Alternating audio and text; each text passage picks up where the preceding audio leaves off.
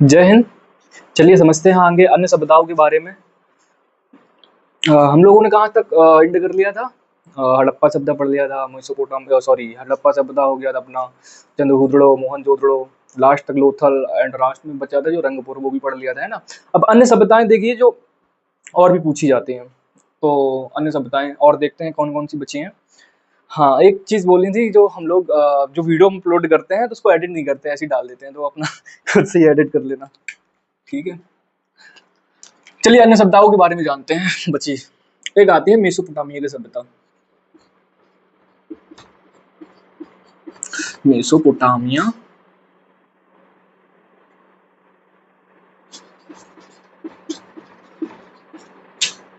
की सभ्यता, तो इसके बारे में आज पढ़ना है, मेसोपोटामिया की सभ्यता। तो मेसोपोटामिया की सभ्यता जो है सबसे सबसे पुरानी सभ्यता है।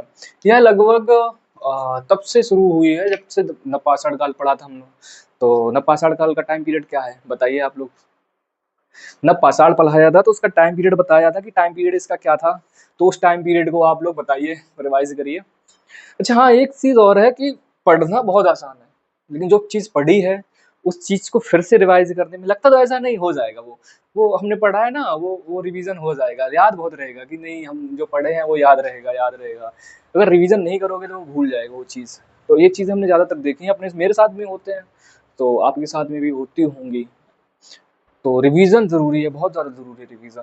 रिवीजन नहीं करोगे, क्योंकि नए नए टॉपिक पढ़ने में इंटरेस्ट बहुत होता है, लेकिन जब वो टॉपिक पुराना हो जाता है, पढ़ चुके होते हैं, तो उस चीज को फिर मन नहीं लगता। इसीलिए पढ़ने के बाद तुरंत रिवीजन करते रहो, ठीक है ना। तो जैसे कि बताया था नपाषाण काल, तो उसका टाइम पीरियड क्या रहा था? 10,000 बीसी से लेके 3,000 बीसी।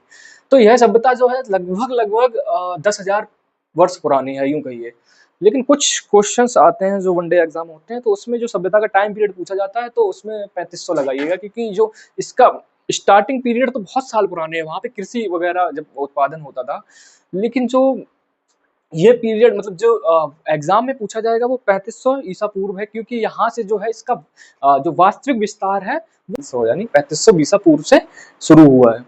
तो इसका स्टार्टिंग पीरियड 3500 ईसा पूर्व। लेकिन अगर वही आप थोड़ा डीपली पढ़ोगे तो उसमें समझ में आएगा कि यह सभ्यता लगभग 10,000 वर्ष पुरानी है। तो हम 10,000 बीसी ही मानते हैं, क्योंकि कहीं कहीं पूछ देता है इसमें। तो यह लगभग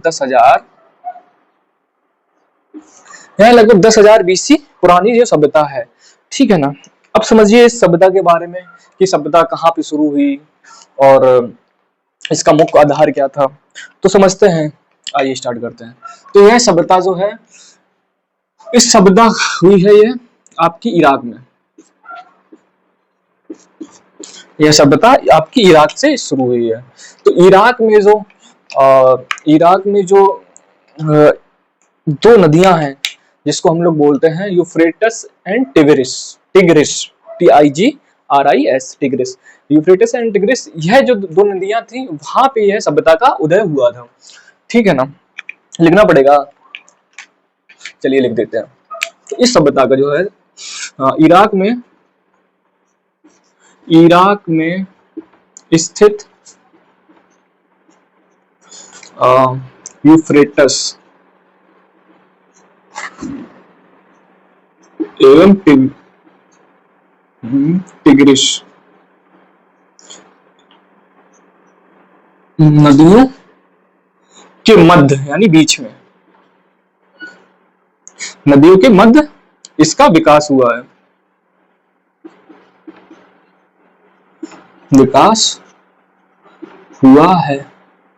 ठीक है ना। तो शुरुआत कहां से हुआ? 10,000 बीसी से। लेकिन जो वास्तविक विस्तार हुआ है वह हुआ आपका 3500 बीसी। तो कहीं कहीं इसका टाइम पीरियड जो पूछ दिया बताया जाता है 3500 बीसी, क्योंकि यहाँ से जो है एक्चुअल में इसका विकास होना शुरू हो गया था। तो पहली बात तो उसका टाइम पीरियड पूछा नहीं जाता है। अगर बाई चांस पूछ दे कि हाँ शुरुआत कब से हुआ है, तो नहीं पता होगा तो फिर क्या करोगे। तो इसीलिए मैंने बता दिया कि इसका जो शुरुआत टाइम है, टाइम पीरियड, वो 10,000 बीसी ही है। और लेकिन अब कई पुस्तकों में जो है जो नई चीजें आई हैं तो उसमें जो है 3500 बीसी देने लगा है, ठीक है ना, क्योंकि यहाँ से जो है इसका वास्तविक विस्तार होना शुरू हो गया था, ठीक है ना। लेकिन वो 10,000 बीसी वहां पे जो ये मेसोपोटामिया जगह है जो इराक में पड़ती है, वहां पे जो है वहां पे कृषि होना उत्पन्न शुरू हो गया था, इसीलिए इसको भी याद रखिएगा 10,000 बीसी, ठीक है ना। चलिए समझते हैं यहाँ पे। अच्छा हाँ, एक चीज और बताना है कि जो यह जो नाम है, यह आपका इंग्लिश में नाम दिया है यूफ्रेटिस एवं टिग्रिस, इसको दजला एंड फरार भी बोला जाता है। दजला एवं फरार, दजला एवं फरार, ठीक है ना। यह नदियों के मध्य में हुआ है इसका शुरुआत है, ठीक है ना। अब समझिएगा इसमें मेसोपोटामिया की सभ्यताओं में लगभग यह 4 भागों में बटा हुआ है। तो कौन कौन से 4 भाग हैं, पहले इसको नोट कर लीजिए आप लोग, है ना, कर लो 1 मिनट, ठीक है, इरेज कर रहा हूं। अच्छा समझते हैं अब ये कौन कौन से भागों में बटे हैं। मेसोपोटामिया जो है यहाँ पे जो है 4 सभ्यताओं का जन्म हुआ था। कितने सभ्यताओं का? 4 सभ्यताओं का। तो कौन कौन सी सभ्यता थी देखो यहाँ पे, एक तो आपकी होगी इराक की सभ्यता जो बताई थी आपको, दूसरी है इसमें यहाँ पे बेबीलोन की सभ्यता, बेबीलोन सभ्यता, तीसरी है आपकी यहाँ पे कैलेंड्रिया की सभ्यता,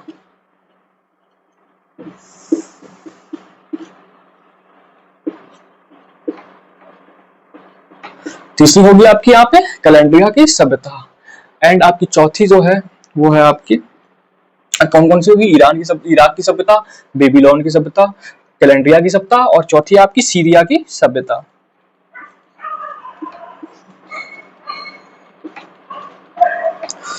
जो मेसोपोटामिया है यानी कि इराक में ये 4 सभ्यताएं हुई हैं। कौन कौन सी बताई, जैसे कि इराक की तो पढ़ाई थी आपको, बेबीलोन की सभ्यता, कैलेंड्रिया की सभ्यता तथा सीरिया की सभ्यता, ठीक है ना। सीरिया या सुमेरियन सभ्यता, इसको हम लोग सुमेरियन भी बोलते हैं, सुमेरियन की सभ्यता, ठीक है ना। अब पढ़िएगा बेबीलोन। तो बेबीलोन क्या है, यहाँ पे जो पूछा जाता है कभी कभी क्वेश्चन, बेबीलोन में क्या पाया जाता है। तो बेबीलोन में जो स्थित जगह है, यहाँ पे जो है झूलता हुआ बगीचा पाया गया है। क्या है यहाँ पे? झूलता हुआ बगीचा, झूलता हुआ बगीचा, ठीक है ना। बेबीलोन में जो है झूलता हुआ बगीचा जो है, बगीचा झूल नहीं रहा है, इसका जो उसका जो आकार है वो ऐसा लगता है कि यह बगीचा झूल रहा हो कुछ इस तरीके से, ठीक है ना। इसीलिए इसको बेबीलोन की सभ्यता भी मतलब झूलता हुआ बगीचा या फिर बेबीलोन की सभ्यता बोलते हैं, ठीक है ना। कैलेंड्रिया की सभ्यता होगी, सीरिया की सभ्यता होगी या सुमेरियन सभ्यता, ठीक है ना। ये 4 सभ्यताएं हुई हैं यहाँ पे, ठीक है ना। आइए जानते हैं कि हाँ बेबीलोन की सभ्यता जो है यहाँ पे आप लोग पढ़ेंगे जब हम सिकंदर के बारे में पढ़ेंगे कि सिकंदर का मकबरा भी कहाँ पे है, बेबीलोन में। तो यहाँ पे क्या है, सिकंदर का मकबरा, सिकंदर का मकबरा, इसको भी याद रखिए, कभी कभी पूछ देते हैं ना कि सिकंदर का मकबरा कौन सी सभ्यता में जो है, वो कौन सी है, बेबीलोन की सभ्यता, ठीक है ना। तो मेसोपोटामिया की सभ्यता जो है वह एक तरीके से ग्रामीण सभ्यता थी, और वहीं हम लोग सिंधु घाटी सभ्यता पढ़ी तो वो कैसी थी, नगरीय सभ्यता थी, ठीक है ना। तथा वहां पे जो सिंधु घाटी सभ्यता है वो नगरीय सभ्यता थी, और यह कौन सी है, ग्रामीण सभ्यता या देहाती सभ्यता, ग्रामीणी सभ्यता, ठीक है ना। यह जो है वो ग्रामीणी सभ्यता है, और सिंधु घाटी सभ्यता जो है वह जो थी वो थी आपकी नगरीय सभ्यता, ठीक है ना। चलिए आप मेसोपोटामिया की सभ्यता के बारे में जान गए नोट करिए, ठीक है ना। चलिए आगे बढ़ते हैं। एक चीज और समझिएगा, जैसे कि मैंने बताया आपको कि जो सिंधु घाटी सभ्यता है वह कैसी सभ्यता थी अपने, तो वह एक नगरीय सभ्यता थी। तो एक क्वेश्चन और बनता है, जैसे कि समझिए उसको कि जो मेसोपोटामिया की सभ्यता है वो ग्रामीणी सभ्यता है, और क्वेश्चन ऐसे बनता है जैसे कि बताया जाएगा कि दुनिया की सबसे पहली सभ्यता कौन सी है, दुनिया की सबसे पहली सभ्यता कौन सी है, तो आप क्या कहेंगे, तो आप क्या कहेंगे, दुनिया की सबसे पहली सभ्यता कौन सी है, तो क्या कहेंगे आप उसको, सिंधु घाटी सभ्यता नहीं, तो दुनिया की सबसे पहली सभ्यता क्या कहेंगे कि मेसोपोटामिया की सभ्यता। अगर वही क्वेश्चन आ जाए बताइएगा उसको कि दुनिया की सबसे पहली नगरीय सभ्यता कौन सी है, तो उसको क्या कहेंगे आप, मेसोपोटामिया की सभ्यता नहीं, यही तो अंतर है यहाँ पे। दुनिया की सबसे पहली जो नगरीय सभ्यता है वो अपनी है सिंधु घाटी सभ्यता, सिंधु घाटी सभ्यता, ये कैसी है? नगरी सभ्यता। नगरी सभ्यता। वहीं अगर पूछ दे दुनिया की सबसे पुरानी सभ्यता कौन सी है, तो वह है अपनी यही है सबसे पुरानी सभ्यता।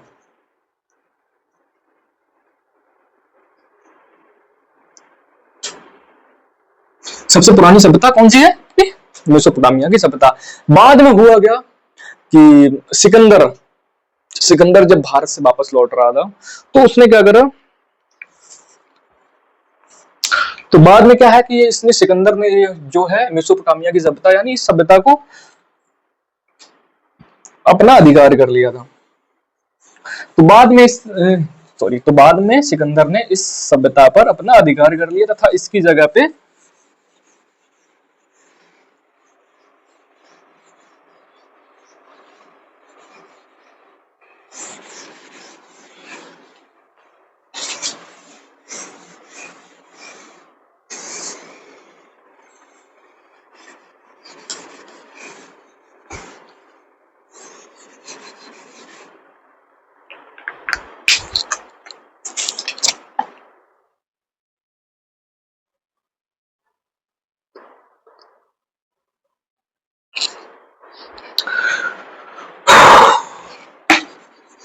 तो बाद में इस सभ्यता का जो है सिकंदर ने विनाश करते तथा इसकी जगह पे जो है आपको ग्रीक की सभ्यता थोप दी थी इस पे। तो सिकंदर ने जब इस पर आक्रमण किया था, ठीक है ना, जिसको विश्व विजेता बोलते थे, तो उसने इसकी जगह पे जिसको बोलते हैं हम लोग मेसोपोटामिया की सभ्यता, मेसोपोटामिया की सभ्यता, इसकी जगह पे जो है उसने ग्रीक की सभ्यता को थोप दिया था सिकंदर ने।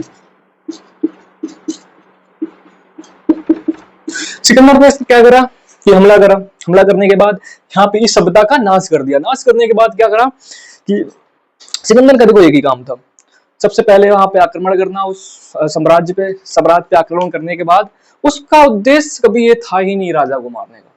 उसका मेन पर्पस था कि उसको जो है विश्व विजेता बनना है, ठीक है, विश्व विजेता बनना है। तो उसका सीन क्या था कि वह कभी भी किसी राजा को मारता नहीं था जब तक कि राजा वो उसका मतलब उसका यह सीन था कि वो राजा को पराजित करता था तथा राजा को अपने में मिला लेता था, ठीक है ना। ये एक चीज ये पढ़ेंगे हम लोग जब हरेंग वंश स्टार्ट करेंगे, तो यही क्वालिटी जो है वहाँ के जो सबसे पहला जो वंश था राजवंश था जिसको हम लोग बोलते हैं हरेंग वंश। तो हरेंग वंश में सबसे पहले जो है बिंबिसार आए थे। तो बिंबिसार का भी यही सीन था कि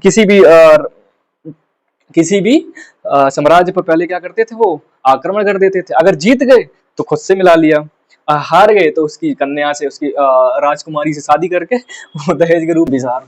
आज भी वही दहेज प्रथा चल रही है। सोचिए जब बिंबिसार ने जो है दहेज में जो लिया था, वाराणसी काशी प्रांत लिया था, वहां से लगभग उस समय लगभग 1 लाख टैक्स आता था कर उस स्थान से, ठीक है ना।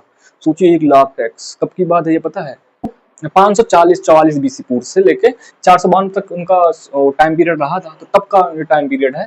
तो जो हरियंक वंश के जो राजा थे, आगे पढ़ेंगे जो अभी बता देते हैं। ऐसे हरियंक वंश के राजा थे जो बिंबिसार, वो क्या करते थे कि किसी राज पर हमला करते थे और हमला में जीत गए तो खुद से मतलब जब जीत ही गए हैं तो वो जो साम्राज्य अपने मिला लेते थे मगध में। अगर नहीं जीत पाए बाई चांस, जैसे कि वैशाली को नहीं जीत पाए थे, ठीक है ना, और जब नहीं जीत पाते थे तो क्या करते थे, वहां की राजकुमारी से शादी कर लेते थे दहेज में, वो प्रांत ले लेते थे। यही तो करा वाराणसी में, देखो काशी प्रांत ले लिया उन्होंने, दहेज शादी करी, ठीक है ना।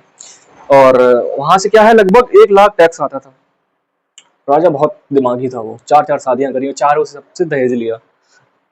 दहेज प्रथा आपसे नहीं है भाई, कहाँ 544 बीसी के समय के टाइम का पीरियड है, जब 544 बीसी से जो है उनका टाइम पीरियड रहा है। सोचो, चलिए वो छोड़िए, आगे समझते हैं। ये सभ्यता समझ के आगे आती है एक फारस की सभ्यता।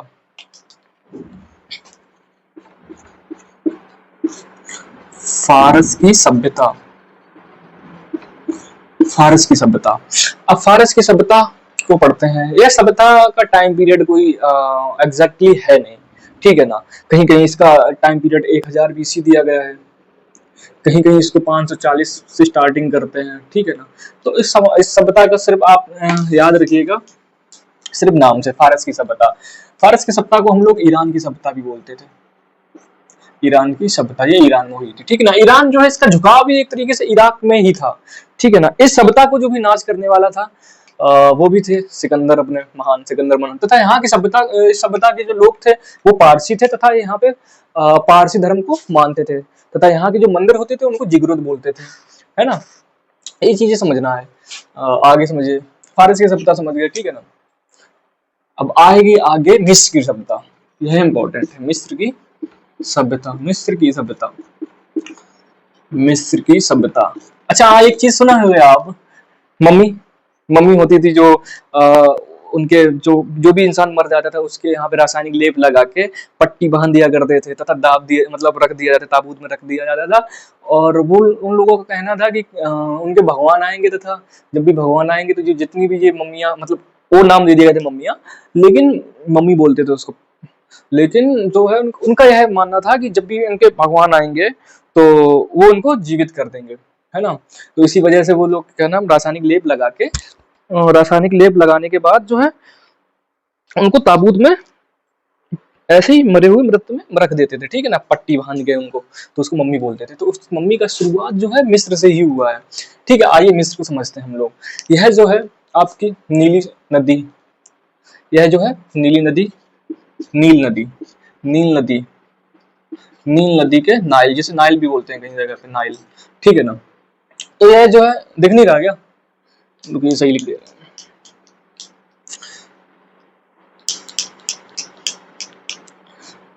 नील नदी, जिसको हम लोग कहीं भी नाइल भी पढ़ते हैं। अंग्रेजी भाषा में इसे नाइल तथा अपनी हिंदी भाषा में नील नदी बोलते हैं।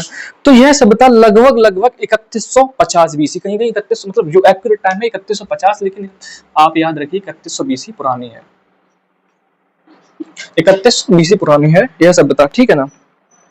तो इस सभ्यता के बारे में आप लोग जानिए क्या क्या यहाँ पे हुआ था। यह सभ्यता है, यहाँ के जो राजा हुआ करते थे उन राजा का नाम था फिरौन, राजा फिरौन। तथा राजा जो फिरौन थे उनको, जो यहाँ का राजा जो था, राजा यहाँ का था फिरौन, तथा इसको भगवान का दर्जा दिया गया था कि भगवान के अवतार है। तो यहाँ के राजा हैं जो फिरौन, तथा इन राजा को जो है भगवान का अवतार बताया गया था। तथा यहाँ पे जो है मम्मी बनाने का प्रचलन था, रासायनिक, रासायनिक।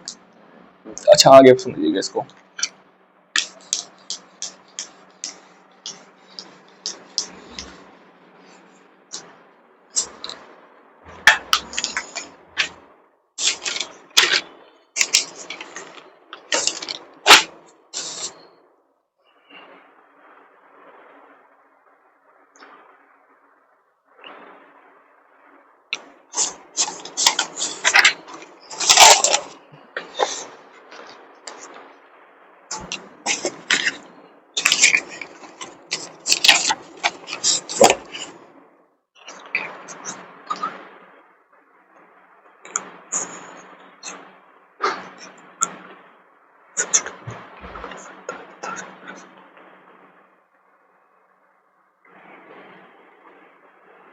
आते हैं आप लोग मिस्र की सभ्यता में।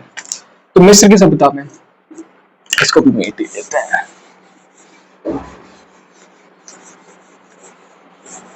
फिर हम लोग पढ़ते हैं आपकी मिस्र की सभ्यता में, मिस्र की सभ्यता, मिस्र की सभ्यता। तो यहाँ के जो राजा थे, तो राजा का नाम था फिरौन। तो यहाँ के जो मिस्र के जो राजा थे, राजा का नाम था यहाँ पे फिरौन।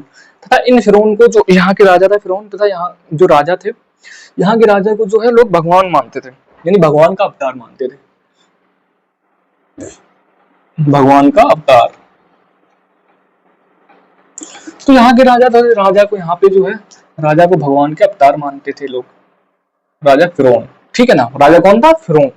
मिस्र को आज ही समझते हैं। मिस्र में जो है 3 जो है युग रहे हैं। सबसे पहले जो युग आया था, तथा यहाँ पे जो है नील नदी के पास में हुआ, ये नील नदी, नील नदी, जिसको हम लोग इंग्लिश में नाइल बोलते हैं। तो पूछेंगे नाइल नदी या नाइल सिविलाइजेशन, ठीक है ना। तो नाइल नदी को ही नील नदी बोलते हैं, जो मिस्र की सभ्यता में हुआ था, ठीक है ना। अब इसमें 3 युग होते हैं।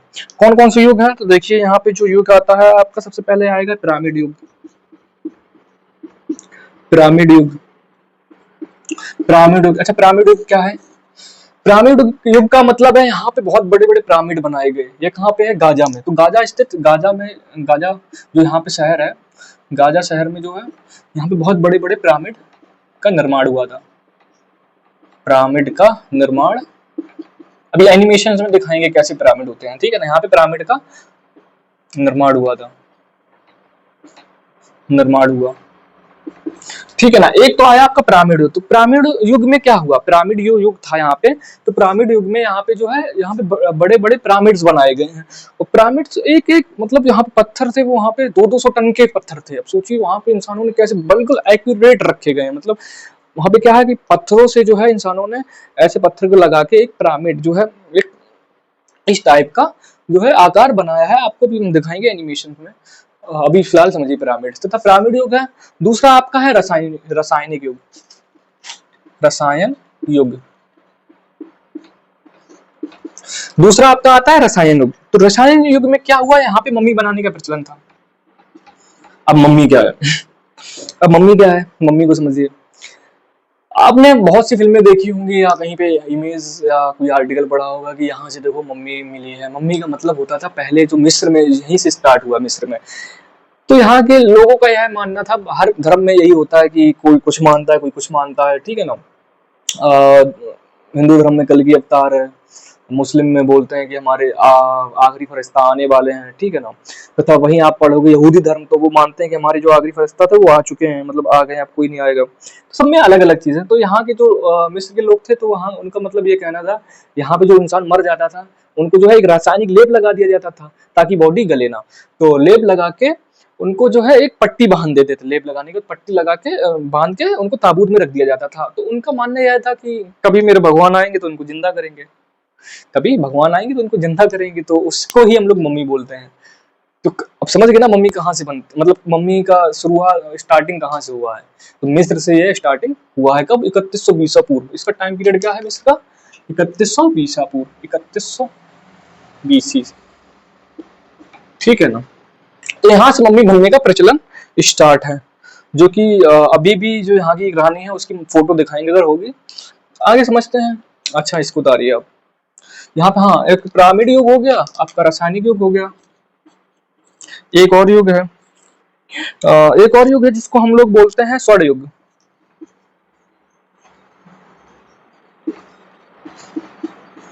स्वर्ण युग, तो स्वर्ण युग है जो यहाँ पे क्या हुआ है, तो यहाँ पे जो है कला का, ये कला क्षेत्र में जो है, इसमें जो है कला स्वर्ण युग जो है, यहाँ पे कला एवं साहित्य का, कला साहित्य का उदय हुआ है। तो यहाँ पे जो है 3 युग देख लिया आपने, ठीक है ना। इसको उतारिए, आगे देखते हैं। नोट करिए, नोट करने वाली चीजें।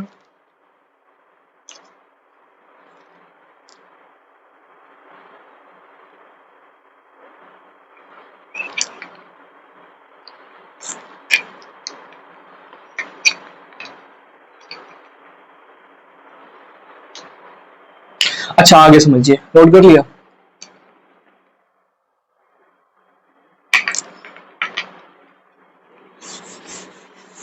अब आती है आपकी पीली नदी या हांगो नदी की सभ्यता या चीनी सभ्यता। ये 3 नाम है, तीनों नाम को याद रखिए। पता नहीं क्या पूछते हैं आजकल तो, क्वेश्चंस बनाना पता नहीं कौन सी क्वेश्चंस बनाते हैं, कहाँ से क्या पूछते हैं। आजकल कोई फिक्स नहीं रह गया ना, कौन सा नाम पूछते हैं लोग। वो जानते हैं कि देखो चीनी सभ्यता पूछेंगे तो लोग बता देंगे, जाहिर सी बात है। तो कुछ ऐसा अटपटा पूछें जिससे पता ही ना चले। तो आपको पता नहीं चलेगा तो आप कैसे करेंगे उस क्वेश्चन को। ठीक है, अब टाइम पीरियड पूछते हैं आपको, हांगो नदी की टाइम पीरियड बताओ, हांगो जो सभ्यता हुई है उसका टाइम पीरियड, तो कैसे बता पाओगे आप। तो तीनों नाम याद रखिए ना आप लोग। येलो रिवर सिविलाइजेशन, येलो या पीली, ठीक है, नदी। अरे यार रुको, फिर से लिख रहा हूँ। हम एडिट नहीं करते हैं वीडियो को, इस चीज को आप खुद से ही एडिट कर लीजिए, क्योंकि एडिट करने में बहुत टाइम जाता है, ठीक है ना। तो हम ज्यादा एडिट नहीं करते हैं वीडियो को। सबसे ज्यादा लिखने में दिक्कत है, पीली नदी। ठीक है ना, ये चीनी सभ्यता है, चीनी सभ्यता। चीनी सभ्यता है जो ये पीली नदी की सभ्यता भी बोलते हैं, ठीक है ना। चीज है मिस्र की जो सभ्यता हुई है, मिस्र में जो है चीजें बहुत डेवलपमेंट हुई वहां पे, और ऐसी ऐसी जो चीजें हुई हैं वहां पे कि आपको लगेगा, यकीन नहीं होगा कि ये लोगों ने किया, वहां के जो निवासी थे या रहने वाले थे जो सभ्यता में, उन लोगों ने किया, क्योंकि ऐसे कारनामे करे हैं जिनको आप बिलीव ही नहीं कर सकते कि नहीं ये उनके द्वारा किया गया है। ऐसे ऐसे कारनामे करेंगे वहां पे। आप देखिए, अब फोन सबके पास है, गूगल पे जाके देखिए पिरामिड।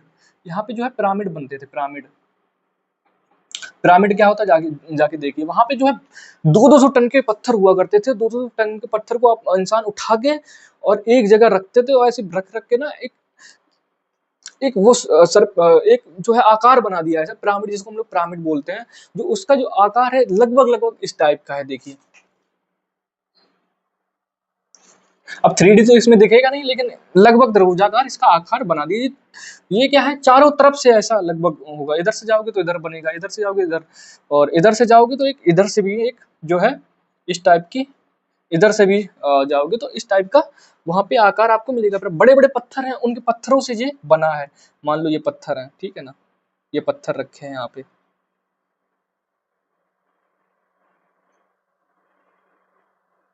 ऐसे और ऐसे पत्थर रखे गए इतने अच्छे बेहतरीन तरीके से इसको तराशा गया है।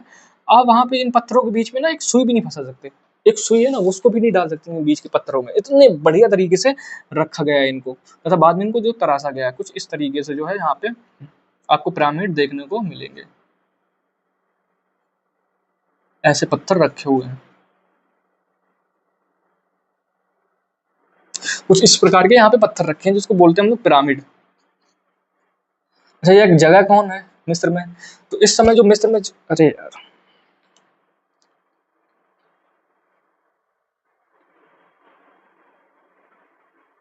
इस समय जो जगह है, तो वह जगह है कौन सी? गाजा। गाजा नामक जगह है, वहां पे जाइएगा। अब तो शायद वहां की सरकार ने बैन लगा दिया, आप एक एक बार के बाद दोबारा जा नहीं सकते, क्योंकि होते हैं ना कुछ लोग वहां की, उन्हें लगता है गवर्नमेंट को वहां पे लोग ज्यादा जाएंगे। एक बार इंसान गया वहां पे, उसने कुछ देखा, दूसरी बार गया फिर वो पता लगाएगा कि नहीं ये हुआ कैसे। ठीक है, जैसे कि आप देखिए आगरा में ताजमहल है, वो उसके अंदर नहीं जाने देते हैं ना। तो ऐसी पिरामिड वहां पे सरकार ने रोक लगा दिया कि आप एक बार देख सकते हो, वो भी दूर से। पास से जा सकते हो, लेकिन उसके ऊपर जो एक यहाँ पे ना पिरामिड में यहाँ पे एक जगह बनी है, जहाँ पे बोला जाता है कि यहाँ पे राजा बैठते थे।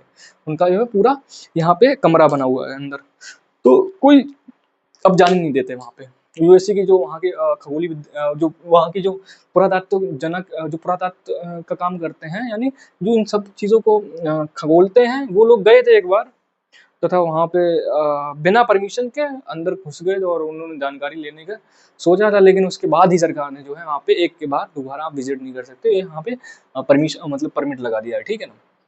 आइए आगे समझते हैं स्वर्ण युग। तो स्वर्ण युग में क्या हुआ, यहाँ पे जो है साहित्य, स्वर्ण युग में साहित्य एवं कला का विकास हुआ। स्वर्ण एवं साहित्य का विकास हुआ, तो यह है मिस्र की सभ्यता। इसको नोट कर लीजिए, आगे आपको बताते हैं। नोट करिए।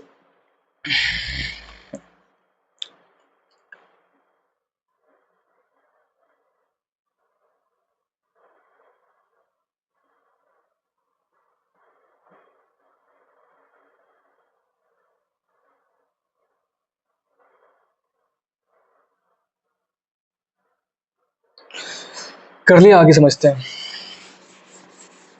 अब आते हैं हम लोग चीनी सभ्यता या चीनी की सभ्यता।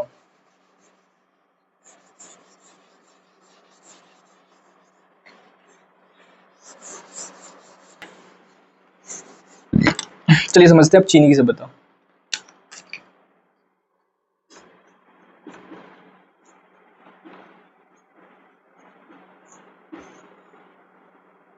चीनी की सभ्यता यह है लगभग आपकी 6000 बीसी पुरानी सभ्यता है। 6000 बीसी से लेकर इसका लगभग 2000 बीसी तक इसका टाइम पीरियड रहा है, ठीक है ना, चीनी की सभ्यता। अब समझिए चीनी की सभ्यता। तो चीनी की सभ्यता के पास भी नदी कोई ना कोई होगी, तो कौन सी नदी थी?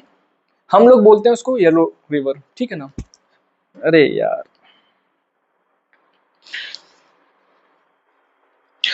अच्छा समझते हैं, हम लोग बोलते हैं इसको येलो रिवर, ठीक है ना, येलो रिवर के नाम से, येलो रिवर हम लोग तो जानते हैं इसको येलो रिवर के नाम से, यानी पीली नदी के। और जो वहाँ चीन के लोग हैं इसको बोलते हैं हांगो नदी। तो दोनों नाम याद रखिए, येलो या हांगो नदी, हांगो नदी, ठीक है ना, रिवर, इन दोनों को याद रखिए। पता नहीं क्या पूछते हैं, हाँ ये पूछ सकता है हांगो रिवर सिविलाइजेशन, ठीक है ना, या ये पूछ सकते हैं येलो रिवर सिविलाइजेशन, ठीक है ना। दोनों नाम याद रखिएगा। अब क्वेश्चन जो अटपटे बनाने होते हैं तो यही करते हैं, और क्या करेंगे उसमें। हाँ, चीनी सभ्यता नहीं देंगे डायरेक्ट, ये बोल देंगे हांगो नदी, हांगो रिवर सिविलाइजेशन के बारे में बताइए। तो आपको जब हांगो पता ही नहीं क्या है तो आप कैसे बता सकते हो, ठीक है ना। तो इसलिए दोनों यहाँ याद रखिए। जैसे कि एक होती है नील नदी की सभ्यता पूछ सकते हैं, जरूरी नहीं कि वो मिस्र की सभ्यता ही पूछें, बोल सकते हैं कि नील नदी की सभ्यता बताइए।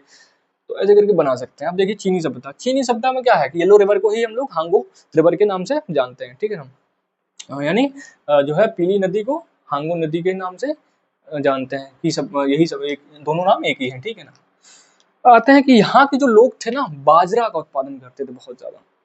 तो चीनी जो लोग थे यहाँ पे बाजरा का उत्पादन करते थे, बाजरा का, ठीक है ना। तथा जो है ये रेशम उत्पादन में, रेशम तथा कांस्य, तो कांस्य युग सुना हुआ ना, कांस्य जो तांबा तथा जो पत्थर का जो युग था उसको कांस्य युग बोलते हैं, ठीक है, दोनों का मिश्रण जो होता था। तो यहाँ पे जो लोग है रेशम का तथा कांस्य का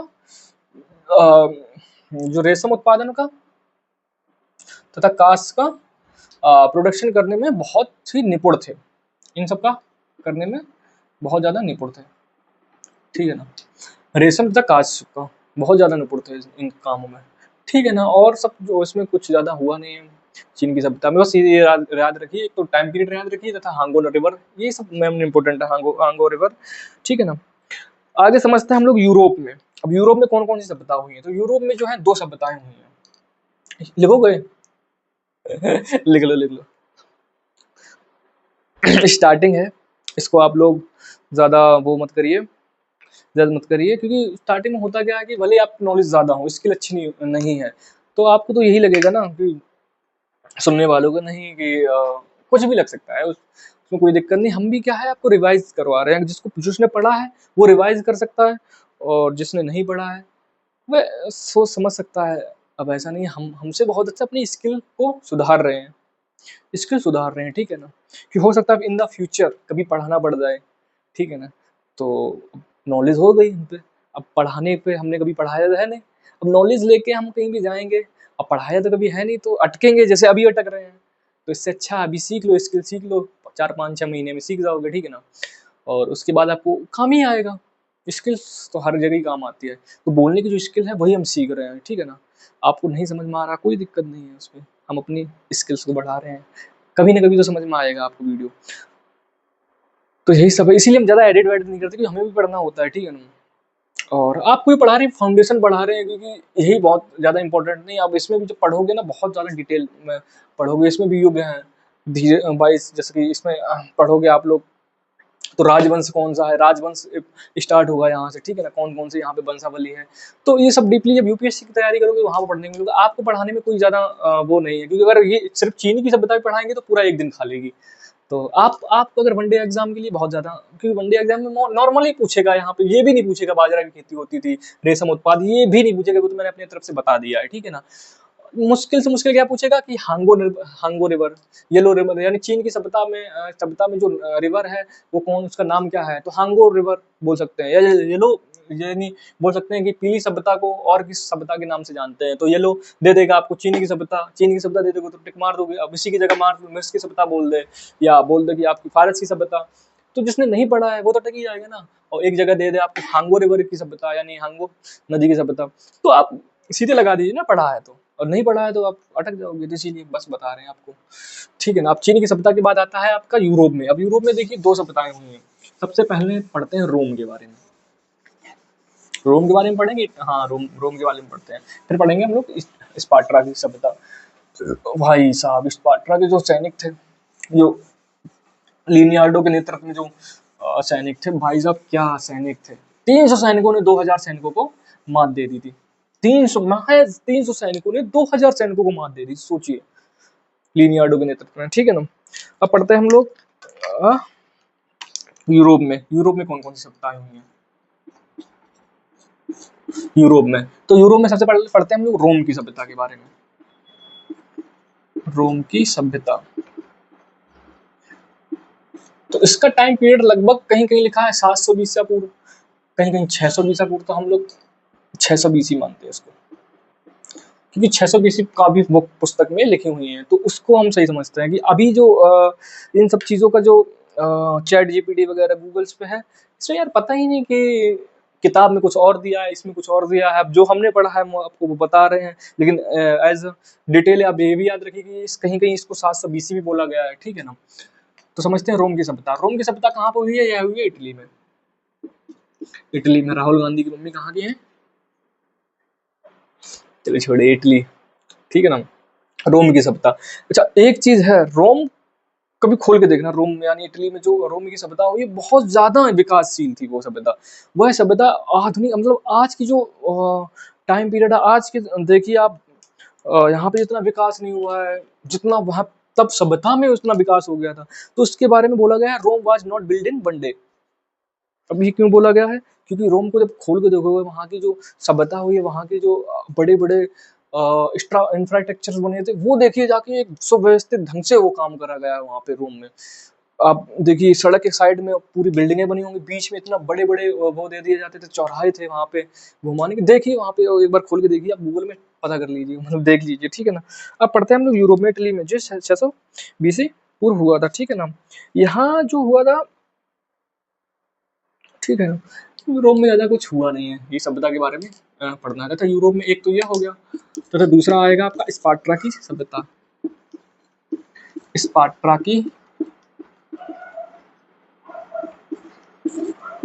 स्पार्टा की सभ्यता, हाँ, लेकिन रोम की सभ्यता में दो चीजें याद रखना। यहाँ के जो राजा था, राजा जूलियस, राजा जूलियस सीजर एंड अगस्टक, एवं अगस्टक,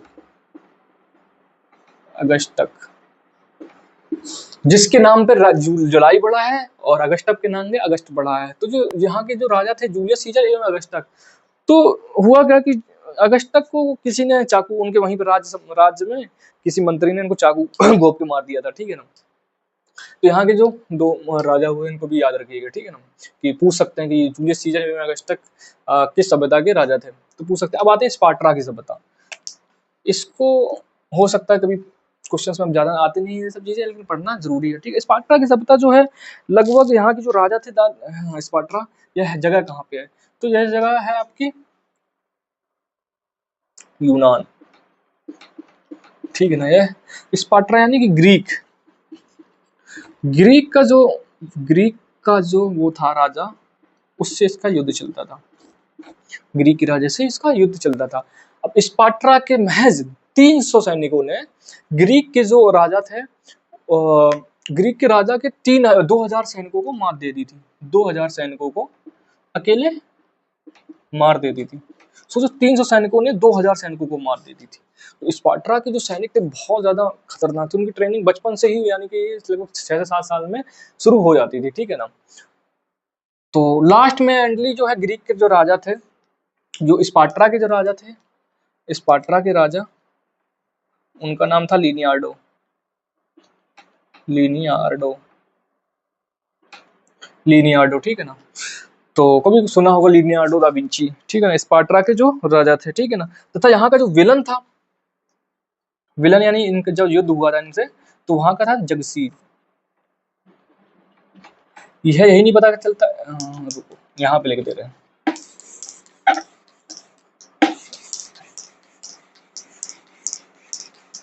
उतार लिया था ना, नहीं तो बैक करके देख लीजिएगा। पता है पहली बार तो कोई देखता नहीं होगा इतना लंबा वीडियो, ठीक है ना, कौन ही देखेगा, इतने अच्छे टीचर हैं, उनका नहीं समझ में आएगा तो हमारा क्या समझ में आएगा। आजकल तो लोग डिजिटलाइजेशन हो गया तब से वो बोर्ड आता है उन पे ज्यादा लोग चाह रहे हैं, सेट हो रहे हैं, व्हाइट बोर्ड पे कौन ही पढ़ेगा अब। चलिए देखते हैं आगे। क्या बढ़ा रहे थे, हाँ स्पार्टा। तो स्पार्टा के जो राजा थे उनका नाम था लिनियार्डो, लिनियार्डो,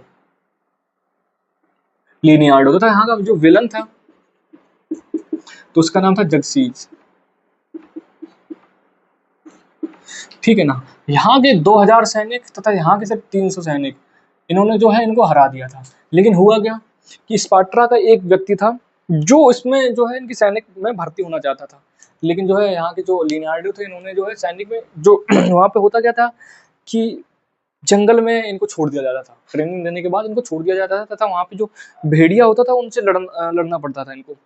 अगर वो यहाँ पे जो सैनिक है जीत गया तो सैनिक बन जाता था, अगर हार गया तो मारा जाता था, ठीक है ना। इसीलिए बहुत ज़्यादा खतरनाक इसकी ट्रेनिंग भी थी। तो एक व्यक्ति वहाँ का था तो वो बनना चाहता था आथार, तो वहाँ पे जो है उनके सैनिक ग्रुप से उनको बटालियन से भगा दिया था, लिनार्डो ने भगा दिया। तो वो वहाँ पे आके जो जगसीज है वहाँ पे उसको पूरी जानकारी दे दी कि कैसे हरा सकते हो। तो बाद में कहते हैं ना घर का वेदी लंका ढाए, तो वही काम करा यहाँ पे। इसीलिए वो जो है स्पार्टा का जो है जगसीज लास्टली है जीत गया था, इसकी जीत हुई। एक बार तो 2000 सैनिक को हरा दिया था, दूसरी बार जब युद्ध हुआ तो उसको हार की सामना करना पड़ा था। तो इस सीरीज का जो आज का टॉपिक है वो पूरा का खत्म होता है। ये जितनी भी सभ्यताएं थी वो हमने आपको बता दी हैं, इसके अलावा आपकी कोई भी सभ्यता बची नहीं है, छूटी नहीं है, ठीक है ना। हमसे पढ़ने का सबसे अच्छा बेनिफिट हमें लगता है कि इस पे ऐड नहीं आएगा आपका, तो सबसे अच्छा बेनिफिट है कि यहाँ पे आपका ऐड, हम एक तरीके से हम सोचते हैं कि आप लोग रिवीजन कर रहे हो, इसीलिए हम सब चीज़ें बता रहे हैं। हो सकता है आपने इस चीज़ को ना पढ़ा हो सकता है आपने इससे भी ज़्यादा पढ़ा है। अगर इससे भी ज़्यादा पढ़ा है तो आप कमेंट में बताइए कि कौन सा चीज़ हमने जो है नहीं पढ़ाई है आपको, ठीक है ना। तो आज का जो है यहाँ का टॉपिक यही खत्म करते हैं। हाँ, कल संडे है तो संडे में जितना चीज़ें पढ़ाई हैं इस चीज़ का हम लाइव आके इन सब टॉपिकों का जो है हम आपको PYQ प्लस MCQ ये सब दोनों चीज़ें करवाएंगे लाइव में, ठीक है ना। हाँ, ऐसा हो सकता है हम अपना फेस ना देखें क्योंकि हम इस पे जो है हम PPT लगा के या PDF लगा के पढ़ाएंगे प्रोजेक्टर द्वारा, और साइड में हम बैठ के आपसे क्वेश्चंस पूछेंगे। आप उसका अगर लाइव में जुड़ना चाहते हो तो जुड़ सकते हो, वरना बाद में देखना चाहते हो तो बाद में देख सकते हो, और उसका आंसर सटीक आंसर आप देना। वैसे तो हम यही सोचते हैं कि आप लाइव में जुड़िए मेरे, तो लाइव आने का टाइम होगा, टाइम भी डिसाइड कर लेते हैं। टाइम तो टाइम होगा शाम के 6 बजे, हाँ 6 बजे। इस चीज़ को हम आपको डिस्कस कर लेंगे, आपको एक पोस्ट डालेंगे, देख लेंगे 6 बजे समथिंग जो है हम लाइव आएंगे, 5 या 6 बजे आपको लाइव आएंगे, ठीक है ना। तो अभी हम नोटिफिकेशन डाल देंगे उस पर, तो देख लीजिएगा, ठीक है ना। तो आज का ये टॉपिक यहीं ख़त्म करते हैं। धन्यवाद जो लोग देख रहे हैं, ठीक है ना। बाद बाकी जो मेरे स्किल्स पढ़ाने में जो कमी आ रही है आप वो लोग कमेंट करिए। आप कमेंट नहीं करते, इतने 25-26 लोग देख लेते हैं, कुछ तो कमेंट करिए जिससे हम और अपने आप को बेहतर बना सकते हैं पढ़ाने में, ठीक है ना। समझाने में, आपको पढ़ाने में नहीं समझाने में आप